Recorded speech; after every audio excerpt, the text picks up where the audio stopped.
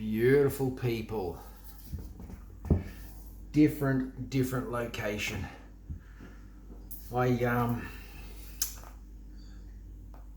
just thought I'd get on and have a bit of a chat. I moved out of the house that I was renting for about 2 and a bit years, and created the whole thing. And then when I became conscious of what I created, it's funny, I was thinking about it because I thought I wouldn't mind doing the nomadic lifestyle for a little while. So that'd be kind of cool. I've set my van up for mountain biking and camping. I thought, yeah, that would work. I thought I'd give that a go. Cross my legs here. And so was in my van for 2 nights and just driving around the suburb that I used to live in and just camping near the water and stuff. I've designed my van to be very stealth-like, even in its beautiful green, magnificent makeup that he is. And the reason for that is that I can camp anywhere, and people just think I'm just a green van. There's no tow bar, there's no roof racks, there's no solar panels, there's nothing to give away any indication that it's a camper van. But when you open up the back, and you can kind of see how I've decked it out, different story. So last couple of days, I've been struggling, and I've been struggling in regards to, I guess when I heard Joe Dispenza talk about going through his stuff and talking about identity, and the identity of that external me that I'd created in regards to living in this house I was at, or the townhouse in this complex, and all that stuff around that, all that stuff external to me. So not so much the inner work stuff, and then working through understanding the depth of ego and all that stuff at the moment, and just coming back to an identity thing. I'm kind of doing the beard thing. I'm not sure. I've never ever liked beards. And when I did one a couple of months ago, when I got past the itchy phase, I said to a friend who's got a beard, I said, "What are you supposed to do with it? Do you look after it? What do you do?" He's like, "Well, you trim it and at the shape and the size you want." I'm going, "Oh yeah, that seems so simple and so easy." Because I was getting to that stage, it was just so itchy with it. And then when I shaved that, and I realised, it's actually feeling quite soft. Yeah, so it's part of the nomadic thing. So part of the nomadic thing that I wanted to do is, I guess, with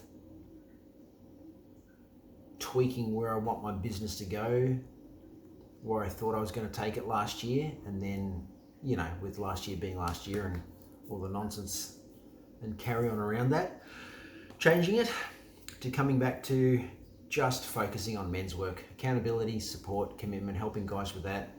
I've seen in so many other courses, and with so many other courses I've experienced, there's a lot of support that I don't think a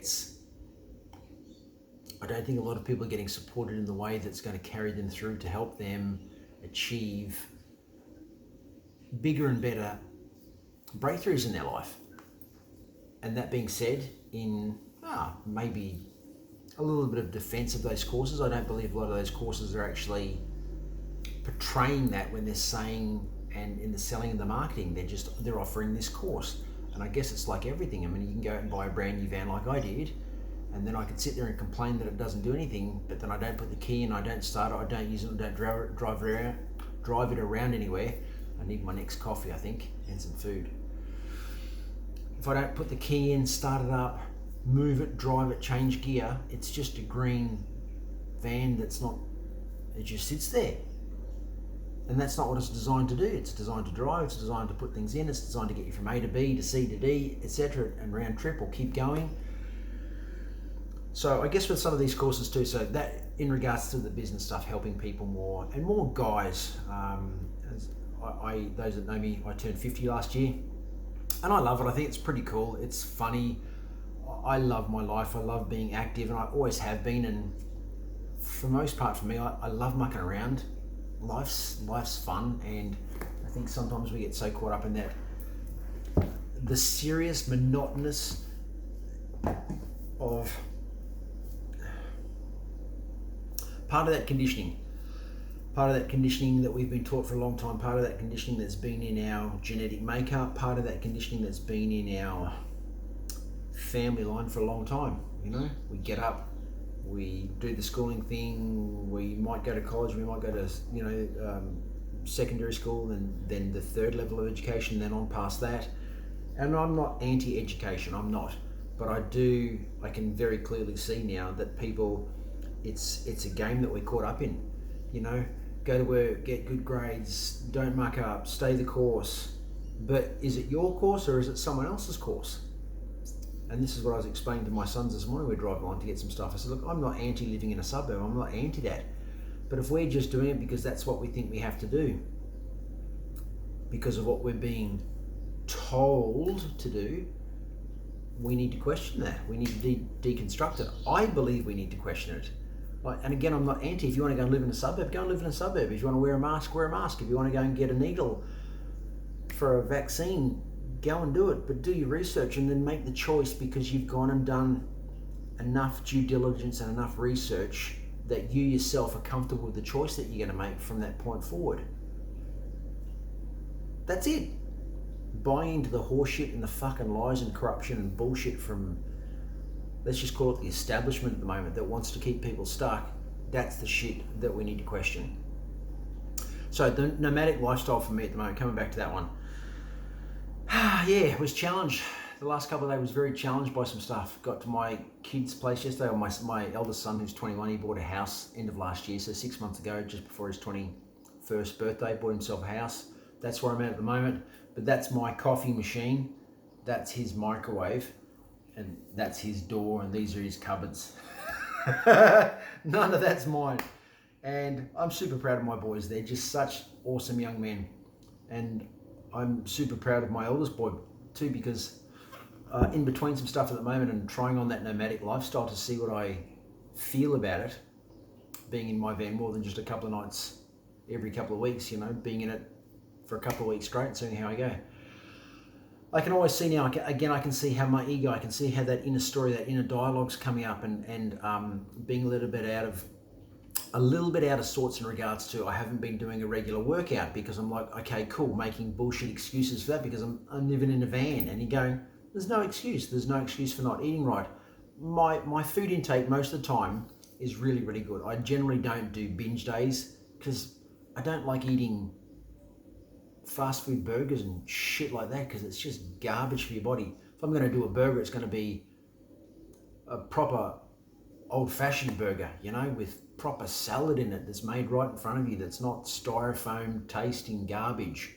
And again, if you want to eat that, go right ahead and eat it. It's your body, your life, your choice. Just be accountable for that shit you're putting into your body. And again, for me, I've got to be accountable for the shit that was going through my head in regards to not questioning who I am, just, I guess, maybe it is a little bit of questioning who I am.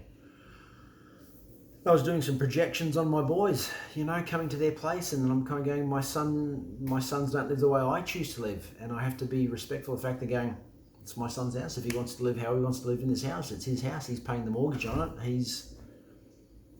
He pays the bills to get the power turned on. It's his house. It's not my house.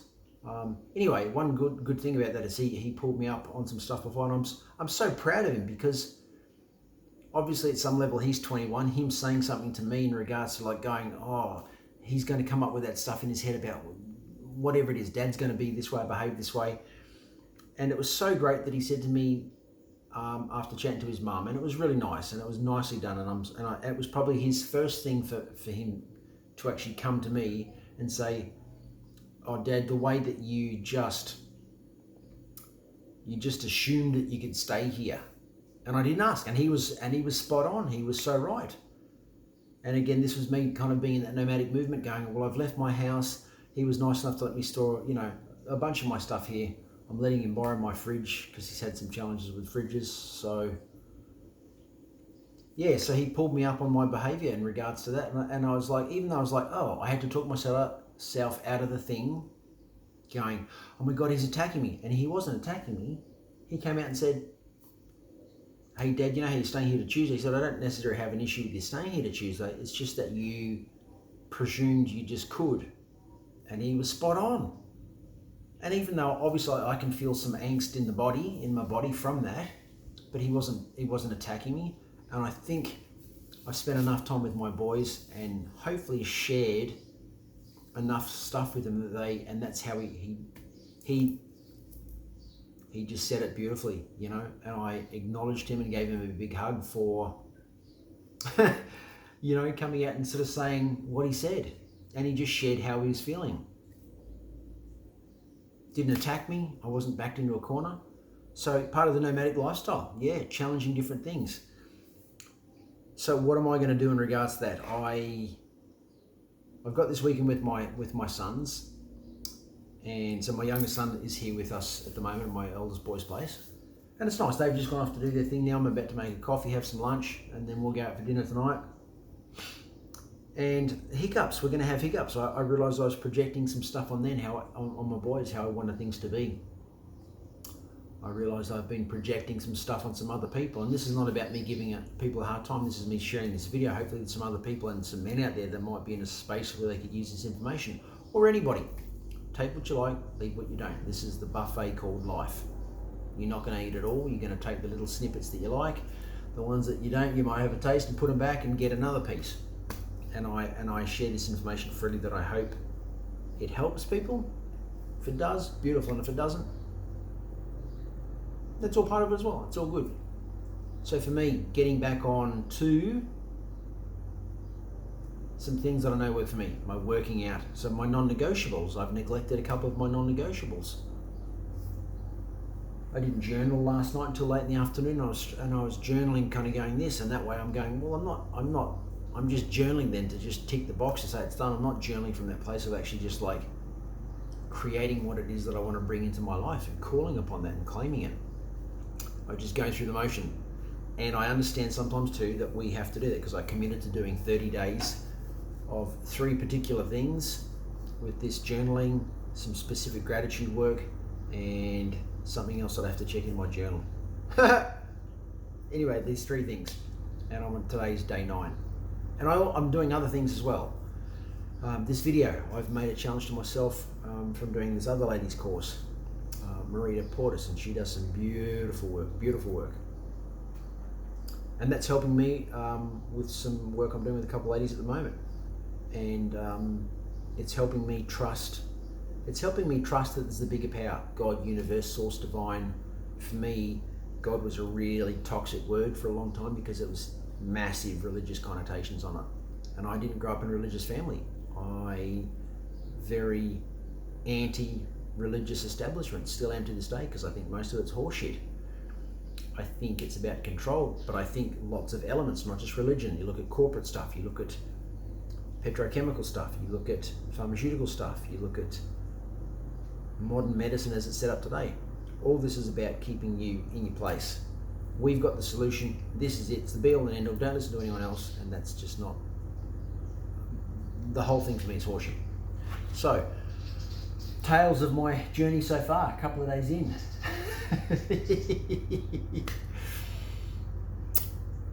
And I'm happy to say I've been challenged, but equally I know with these challenges, the challenges are always going to contain the next step of the piece of the puzzle for my growth and my evolvement to then keep expanding, keep falling in love with life and myself deeper and deeper every day.